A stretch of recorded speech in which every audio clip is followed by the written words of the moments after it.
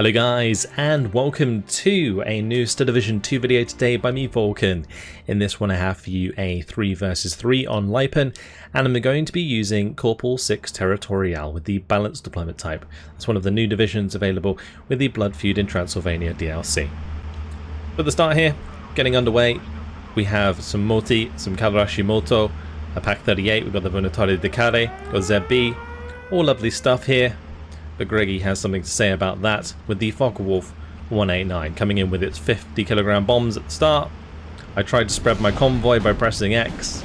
Unfortunately, the front of my convoy doesn't really spread very well. So I lose 1, 2, 3, 4, 5, 6, 7 transports. Bunch of squads going down there. I managed to keep a lot of my stuff alive and in transports, thankfully. But that was a devastating strike from Greggy at the beginning of the game. Regardless, got some Granatieri Calari moving forwards. We've got the mortar coming through. We've got the Hotchkiss Doubler. Managed to keep my AA alive at least, even though it wasn't very helpful in that situation. Then I have the Venatore Decade following up with some more Granatieri Calari. Got the Pionieri leader in there as well. So a lot of stuff still survived, and some of these squads also survived here, even with limited numbers. Unfortunately, the Lati here is going to pick up another transport, which I was trying to avoid. With, as you can see, I did unload as much as I could, as quickly as I could. But his squad's going to be doing a run in there, and I'm off to a pretty awful start. But the whole idea of this game is pretty much to show off Corpul VI Teritorial. We've got a Potez coming in on the left. This is interesting dive bomber with the two 200kg bombs coming in there to destroy the AT gun that we saw on the left side. I'm going to be coming under attack from the BF-109 G6 R6 of Greggy. I tried to dodge the shots from the Ju-87 D5. This thing can certainly do a lot of damage with its 20 mils, and I'm going to get out just in time. And the Doubler here, a fantastic AA piece. Dual 25mm is going to be engaging the Ju-87 as it comes in and just rips it out the sky. Easy as that. Ju-87s are easy to kill, but the extra veterancy there on the Doubler certainly helping me kill that very, very quickly indeed. We've got the mortars here. They're going to be trying to help me break down some of this infantry. Obviously, with us getting off to a pretty bad start, my intention right now is just to kind of delay Otago as much as possible, take control of this area if I can, and then go from there. I set one of my mortars, as you can see, onto defensive fire. What this is going to do is attack an area in the circle on this forest, but alas, artillery going to be smacking that pretty much directly, and my poor guys are already taken out. So this Hotchkiss going to get a move on. Got some more mortar moving up. I'm also going to be moving my mortar away, getting them into better positions. So more 60mm mortars are going to be joining me. If I keep them more spread out, it should be a lot less of a chance for that to happen. It was a pretty lucky first shot there that just direct hit my mortar.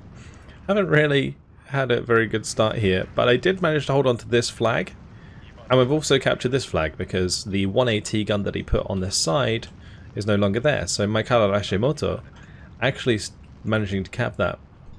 On the right hand side, Crow's doing a decent job against Hannibal King, so he's using a new division as well, the 8th Cavalleria Potata. Like he's using his Jagdpanzer 38T with the Kawarashimoto. They'll make a strong push here. Double MG42s on those Kawarashimoto squads. Very, very nice indeed. We do have some of ourselves, of course. These Morty, they are dual MG34 squads, and they are good for close range since they have the TNT. As long as I sit in this position with the Granatieri Calare, he's going to have a hard time trying to push out, particularly with the mortar support coming in. You can see I'm pinning his infantry every time he walks forwards. The Granatieri Calare, they have the 3 machine guns and the 6 rifles, so very good at taking on infantry at range. And the ZB isn't a terrible machine gun either. It's not great, it's not one of the best, but it's good enough.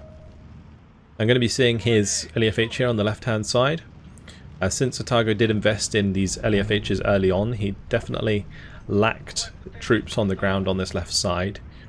And that has allowed me to get this salient here with just a single unit. But the Taka Ampulla are very, very difficult for me to deal with. Dual sniper squad. Going to be sitting here taking them out. The 122nd, it's a combination basically of German and Finnish troops, which is why you're going to be seeing the Taka Ampulla here. Potez trying to get that on target. Kill the 105 if I can. Ju-87 does come in to try and intercept my Potez. And I'm going to be able to just about turn away. The bomber going to be getting some machine gun fire on target, but really not doing too much to prevent that Ju-87 from following it. Otago instead decides to evac it because it's probably too slow to keep up.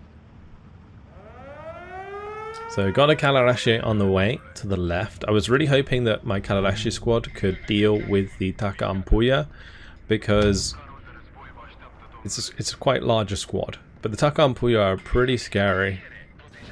We have a 10-man squad here, as you can see, with the 9 Carabiner and the sniper. At the mid-range, these things are absolutely nasty. And they will be really good here for dealing with the Sturmgrenadier. The Stug 3 going to be providing some fire from the right-hand side. Potez coming in again. This time I'm looking for the LEFH on the left side. Don't manage to get the kill this time around. If you zoom in when you do these bombing strikes, you can often see if things blow up or not, particularly if you pay attention to the 2 bombs and when they blow up. You can kind of tell if there's an extra explosion. Usually gives away the fact that something has died, even if you don't have line of sight. Yeah, again, Taka Ampulla, this time on the right-hand side. Going to be doing some damage to my Kalarashi. And the Stug still firing away, so I'm going to be trying to drop some smoke on my right flank just to kind of hold that off whilst I build up some more infantry, some more Morty on the way. The Morty, they are very good at their close range, so I need to basically get them into these tree lines, and it's going to be very hard if a Stug's kind of firing down the road here. I'm going to be smoking that off and trying to get in with the Morty in the meantime. Pack 38. Going to be able to turn around here and aim towards the Horch. He doesn't unload it in time, so that's going to get taken out. And a free kill for me. Granicelli Calare firing away once again, this time with the 2 vet because of the commandant. So doing plenty of damage. Pianelli, they're good at close range because they have the TNT, but they're not really good at medium range because they only have rifles. They don't have any machine guns. So the Kalarashi Moto on the left get finished off. My Pack 38 is just kind of chilling here, looking up the road just to make sure that we catch any future transports. You can see that the artillery piece is still alive because it's going to be firing towards my Pack 38 here, which I'm going to be starting to fall back. Multi, really hoping that they can do some decent damage here. They did manage to get one of their TNT off already. If they can survive to get the second one off, that would be absolutely fantastic. So that's kind of what I'm counting on as new Multi come in here. What I'm going to do is push forwards with those Multi. That one died just as it threw the TNT. He's an absolute hero. Now I'm trying to exchange the Granicelli Calari here. Unfortunately, it gets the last man killed out of the other squad. That's okay. We've got a full squad in here now that's going to be doing a lot of damage to the Sturmgrenadier. Morty finish off one of the Sturmgrens, and you can see that I'm going to be getting a grenade onto the Pianelli. So I pulled back all of them just because I didn't know which one the TNT went on. Also, I don't want them all to throw their TNT. I only wanted one of them to fire the TNT. But now I'm going to come under mortar fire from Greggy. Greggy causing me issues initially, now firing away once again with his Hungarian troops there.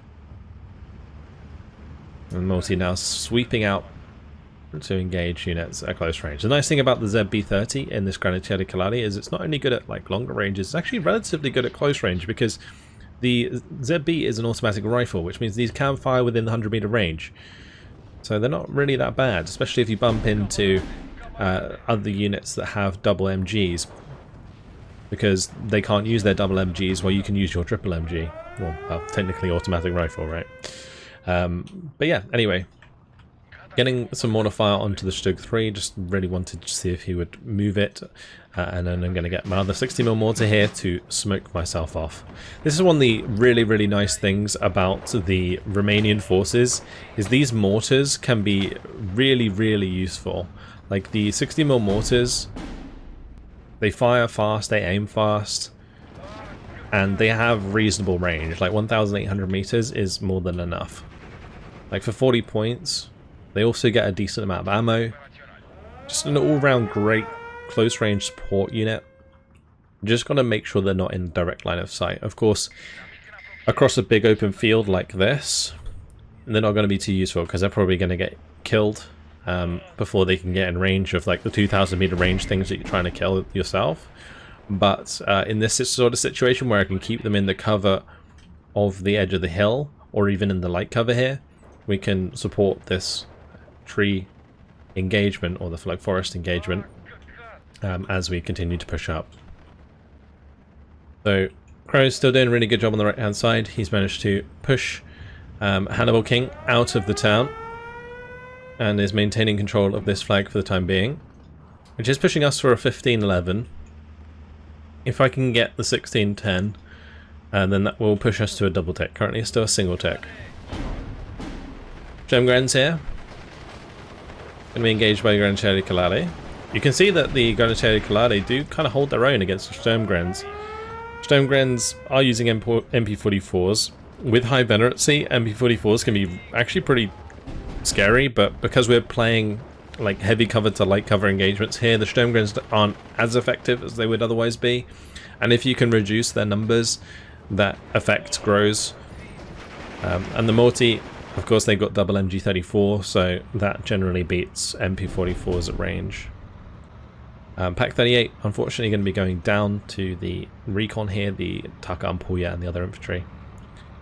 But I have managed to kind of get into a decent position, I feel, considering how unfortunate, I will say, the airstrike was at the start of the game. A little bit of a cheesy strike with the recon bomber. Ju-88 coming in for the cluster munitions onto the T-34-85 here. It is going to survive. This is not the most reliable of bombers, because it has that kind of long line that works great for napalm, but it doesn't work so great for cluster AP. Anyway, Portez showing its weakness. Not particularly a strong bomber, and that was like one or two, I think it was just one flak filling initially, killing almost two of my Portez, which I was trying to bring in and engage the enemy artillery with once again. But since that didn't work out, I do have the artillery on the way, so these are now going to be my counter battery options. And I tell you what, these 105 mils are probably the best in the game right now. These Romanian 105s, Schneider 105 L36S. This thing has really decent dispersion, in a sense that it's quite small, like even outside of radio here. You can see that the radius is quite small, so I'm going for a little bit of counter battery here just to try and get rid of the 105s, and you can see that shell right there does the job, kills the enemy artillery piece. So Sturmgren's going to be pushing into me once again, bringing up another leader. So I have one here, but I want to make sure that we have this whole area covered with leadership. So the units on the left-hand side will have leadership at the same time as on the right-hand side, just in case he attacks me from any particular direction. Kalarashi, meantime, are going to be trying to push up a little bit here. I was hoping that I'd be able to get the Kalarashi to move up and then push into the light cover and kill the Taka Ampuya, but end up seeing a grenadier squad, which does engage me, but fortunately with the sniper we have quite a bit of an advantage when it comes to pinning things down. Two more Kalarashi on the way, and we have now moved into phase B. We've been in phase B for a little while, so I am able to bring in the T-34s. Now, one interesting thing about Corpul VI Teritorial is it doesn't have any like decent tanks in phase A. I do have some T-70 Razvedkas in the deck, but T-34-85s are what you're going to be bringing in the mid to late game, because you get an absolute abundance of them. So in this deck I've got 4 cards, and these ones coming in at 2 veterancy to help me deal with the Stugs. At least that was the plan. I am being counter-batteried myself now, as you can see. Targo's division, the 122nd, it does have some decent artillery, so he is focusing on it now. He's also got the double flag filling set up, so the Mitchell's going to get ripped out of the sky. I actually almost killed the BF-109 back there. This one going to be getting out of range of my A8, but flying right over Sturmsource's 37mm. I wouldn't be surprised to see that go down. It didn't. That's surprising. Yeah, these doublers are almost as effective, I would say, as flag fillings right now, which is really, really good. We've got more infantry here. As you can see, haven't unloaded it yet. Just kind of beginning about it while I focus on the micro up here. We've got the Kalarashi moving across, taking out the Taka Ampuya finally. Making sure that I wasn't losing units to his artillery in this tree line, and avoiding any concentrated pushes was like the main concern. Which is why I'm getting a little lazy with my transports here. Getting a second T-34-85 onto this ridge is good, because it allows me to pretty much double team any tank I see. So I've got the Kalarashi moving forwards, of course. They're going to try and spot an enemy tank like the Stug or whatever in the light cover. And then I'm going to be able to use the light cover for myself to move forwards the T-34-85s and fire 2 shots at once, which means that we're pretty much guaranteed to win the engagement, as long as they both hit, of course, which is a little bit RNG reliant, but hey, yeah, you never know. Kalarashi Moto pushing in on the left side now. We've got the Kalarashi Moto coming in to defend the edge of this tree line, so Kalarashi Moto obviously not the best for close range engagements, but they are fantastic if I'm going to be in heavy cover firing into light cover. So that's what I was bringing them in for. I've already got a lot of close range infantry, including the Pioneer Assault here. So the Kalarashi Moto, they're there to protect. They'll basically be my defense, whilst my close range infantry try and make a push. But the artillery definitely hitting me hard right now, making it very difficult because a lot of my units are getting pinned just as he comes in here for the attack. Thankfully, I do have the 2 Pioneer Assaults, so if he gets close, then he's going to take a lot of damage, and they are 3 vet. A little bit of a lazy move on my part, using the 1 T-34-85 there to get the kill onto the Stug rather than both. I did take damage from that. If I'd managed to get both of these to fire the shot off at the start, right, because basically I fired first because I was hidden and I'd spotted him with recon and he couldn't see my tank. If I'd managed to somehow get a shot or get them both here together, then I can get 2 shots off before he can fire back, which is big. Anyway, the beautiful Pioneer Assault now going to be engaging the Sturmgrenadiers, the Pioneer, and this is pretty much a Targo's worst nightmare because he doesn't really have any equivalent flamer unit that he can use with the 122nd.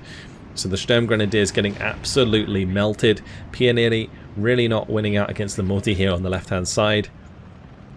And it just really comes down to the quality of infantry being very, very different. Again, Sturmgrens are great, and so like the Grens are okay, but ultimately Pioneer Assault just too good. The Kalarashi Moto going to be able to get a nice amount of damage done here with the MG42. You can see I'm moving back slightly. Atago's moving forwards. We're doing a little bit of a dance. What I'm doing is I'm just moving slightly out of the 100-meter range he needs to throw the TNT, and that also allows the MG42s to fire. So a little bit cheeky micro we were both doing there. He was trying to move up and get the hit, but I would just move back. And he doesn't want to like follow me into the light cover because I have the Pioneer Assault that can then move forwards and melt his troops. So he's kind of in an impossible situation there. Best bet for him is to wait for my Kalarashi Moto to fall back far enough that he can then run in the opposite direction and get back into cover. So I've got some Venatori Decade coming in because I was a little bit concerned that he might have some tanks in here or something to support him if I were to move across the light cover. And then I've got a bunch of reinforcements. So 2 more Kalarashi Moto, 2 more Pioneer Assault. Kalarashi Moto going to be able to deal with the Grenadier here with the help of the Kalarashi on the right hand side. Taking them out will give me the flag, so that's kind of what I'm hoping for here. and we can start to push for the 1610. The T-34 is going to be moving over to the right hand side. There is a Tiger that is putting pressure on stem source in the town, so I was maybe thinking that I might be able to get a shot here from the ridge, and I do manage to get a penetration, which is really good. Looking for the second shot. At this range, definitely have a good chance to kill that and manage to find the kill. So Tiger down. That's going to free up Sturm to push forwards a bit more aggressively here. But we're on to the double tick with the 16-9. Kadarashi Moto going to be finishing off the Grenadiers here, and I have the Kadarashi in a decent position. Further up, going to be providing veterancy with the LTVM. Now these LTVM squads are actually really cool because they have both a sniper and a Panzertruck.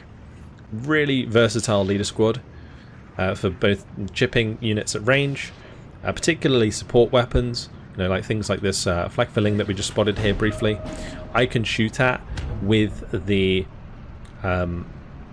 sniper. So that would be able to take it out over time. If I'm at close range, Panzertruck can deal with enemy tanks for me, whilst my normal infantry will only have like close range AT, like the 300mm Haftaladen. So Kadarashi Moto managing to find their way all the way up here. Pack 40, definitely in trouble. Unfortunately, my Pack 38 is going to be going down. Crow now bringing up his Ju-88. I was hoping to get my 105s on target to kill the flak filling, and you can see a couple shots landing there already, taking one of them down to 2 health because they have veterancy, actually not pinning them completely. Does go down just as the bombers come in. Crow's coming in for a nice big bombing strike. Unfortunately, accidentally evacs some of them early, so we're not going to see those bombs drop, but it is certainly going to help us clean out the right side of this tree line area. And the BF-109 G2s, really just a little too late to the party. And you can see how I'm relying on almost only one doubler for the whole game. The 122nd can bring in quite a lot of Focke-Wulfs potentially, but I haven't really seen any yet, so I haven't had reason to invest more heavily into the doublers. And I think that's probably because Targo is well aware of how effective my AA can be. So he's not going to purposefully buy a load of aircraft that can be shut down very quickly by that AA. See the snipers coming in handy now as the artillery also lands. That's going to take out the second of the flak fillings, so that's both of those taken care of. Now the Kevos and Grenadiers are going to be engaging the Kadarashi Moto, and again, sniper support, really, really useful, and one thing that the Romanians make great use of in their recon squads, because having like a 10-man recon squad with a sniper is just so useful. Getting the surrender there, getting the flags here with 19-7. Things unfortunately falling apart on the right hand side due to Hannibal getting taken out by Crow, and then he left the game. And in the middle, Sturm's managed to get the better of Greggy. So what started out looking very, very bad for me, Targo didn't manage to capitalise on because of his investment in artillery. I don't think he expected me to lose so much stuff early on, or maybe he didn't even see that I'd lost so much stuff early on, and therefore was unable to really capitalise on the bad position that I was put in. And now, obviously, Crow being freed up on the right-hand side, him bringing his bomber force over to the left-hand side is certainly very helpful. Now, the HS-129 coming in with the cluster strike is going to be able to take out one of the Panthers as well. But that HS-129 surviving for the time being. I was going to try and double-team the Panther. HS-129 eventually goes down, almost hits my Kadarashi. Stur 42 on the left. Taken out. T-34s are now moving up. So it's got to that point where Corpul really gets very strong. I've got 6 T-34 85 1944s on the map. I've got perfect close range infantry. You know, that's 5 units of Pioneer Assault, some of the scariest close range infantry in the game because of their 8 submachine guns and 2 flamethrowers. Crow failing again with his bombing strike here. T-34 85. I'm going to be engaged in Stug 3. Unfortunately, Stug 3, it aims, well, not aims, reloads much faster. So I actually lose out on that engagement. That was my bad, because I definitely had like light cover advantage. Him being out in the open allows me to peek him rather than the other way around. But big artillery now coming in. That is due to these bad boys. The OB M1917 155 mils. Big old chonkers these are. And they can do some serious damage. And the great thing about these is it's like having constant off map. So you can see I'm just kind of like spreading the shots here on purpose, just to pin down all of the enemy infantry so that I'm able to get the TNTs off. I'm quite happy to trade a low Lauf Morty for the Lahito Junta, so I'm going to do that. Pioneer Assault do manage to take out one of the Sturmgrens, but do take a lot of damage in the process. And I'm actually going to need a little bit more infantry here soon, because my Pioneer Assault, particularly this one in the middle here, getting low due to enemy artillery fire still. But yeah, thankfully my artillery now coming in. Definitely going to be chunking these.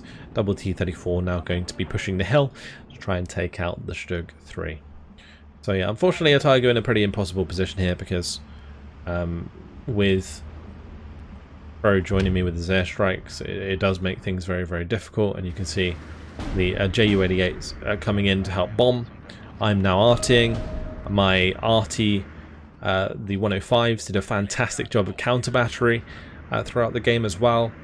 And the other great thing about these 105s is you can see how small that dispersion is when they're inside radio as well. So I definitely had that going for me. This time around, Otago are going to try and get on the back of a couple of them with the Ju-87s. That last one almost going down. If that one had turned, it might have got it.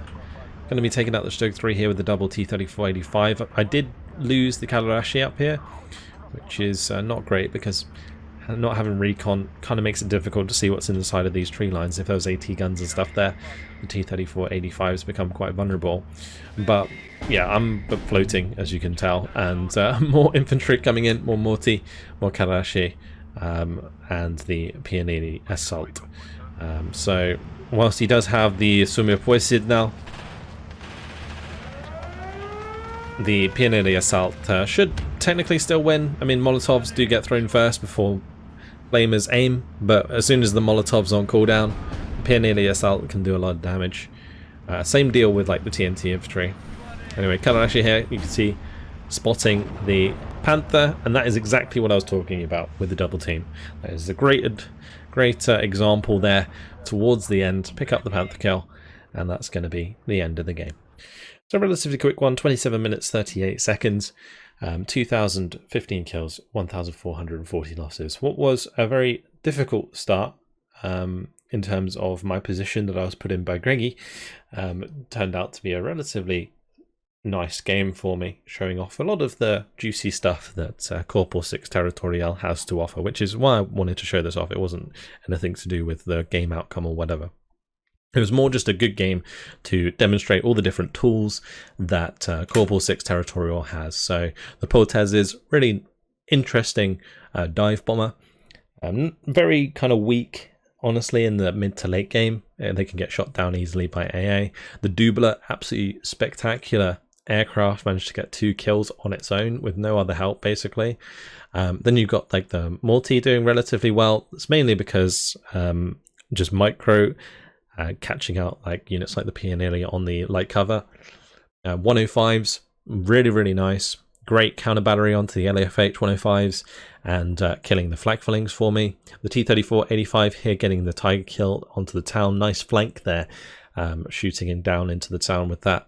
And it did manage to pick up one of the Panther kills. Kalarashi Moto, basically like Panzergrens, really strong at at longer ranges. Pioneer Assault, one of the best closer range units. Like overall, Corpul VI Territorial is really, really strong, I feel, in that it has great long range options and short range options for infantry. It's got decent tank support from phase B onwards. It's got fantastic AA. Its air force is a bit meh, but really strong artillery, of course. And I guess the main weakness is that its phase A can be a bit bumpy, particularly if you get attacked by a lot of like 20 mils or like light armored vehicles, because you don't really have like solid tanks. You've only got the T-70s in phase A, but technically what you could do if it was like a 1v1 is really pack the division with a lot of like breaders and light AT. So yeah, there are options around it, and I think Corpul VI Teritorial is probably one of the strongest divisions in the new DLC, or the latest DLC. Anyway, that's it for now. Hopefully you guys have enjoyed that quick look at Corpul VI Teritorial. Thank you very much for watching, and I'll see you in the next video. Goodbye.